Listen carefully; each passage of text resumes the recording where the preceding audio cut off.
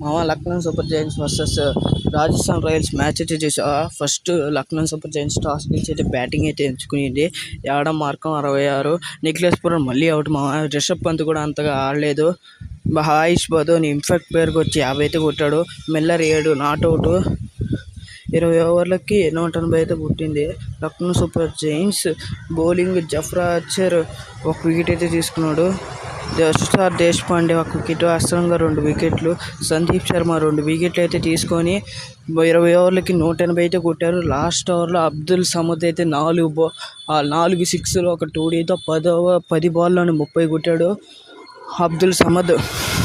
Rajasthan Royals batting వచ్చి వైభవ్ సూర్యవంశీ అయితే వచ్చాడు. 14 ఏళ్ళ కుర్రాడు. ఫస్ట్ బాల్లే 6 కొట్టాడు. ఫస్ట్ బాల్ 6తో స్టార్ట్ చేశాడు వైభవ్ సూర్యవంశీ. ఆ తర్వాత జైస్వాల్ మంచి స్టార్ట్ ఇవ్వడంతో జైస్వాల్ 74 అయితే కొట్టాడు. వైభవ్ సూర్యవంశీ 23 బాల్లోనే 34 అయితే కొట్టడం జరిగింది. ఆ తర్వాత నితీష్ రాణా 8. ఆ తర్వాత మంచిగా ఎవరు ఆడలేదు. రియాన్ పరాగ్ 39 అయితే కొట్టారు. లాస్ట్ ఓవర్లో 9 రన్లు కావాలంటే 2 రన్లు అయితే మ్యాచ్ అయితే లక్నో వైకి ఇచ్చేసి వచ్చేసారు. బౌలింగ్లో వచ్చి Lucknow super Giants Markram 1 wicket. ఎవరు అంత పర్ఫామ్ చేయకపోయినా ఆవిష్ ఖాన్ 3 వికెట్లు అయితే తీసుకున్నాడు మామ. మ్యాచ్ విన్నింగ్ నాకైతే కొట్టాడు. కాబట్టి ఇలాగైతే లక్నో సూపర్ జైంట్స్ అయితే మ్యాచ్ అయితే గెలిచింది.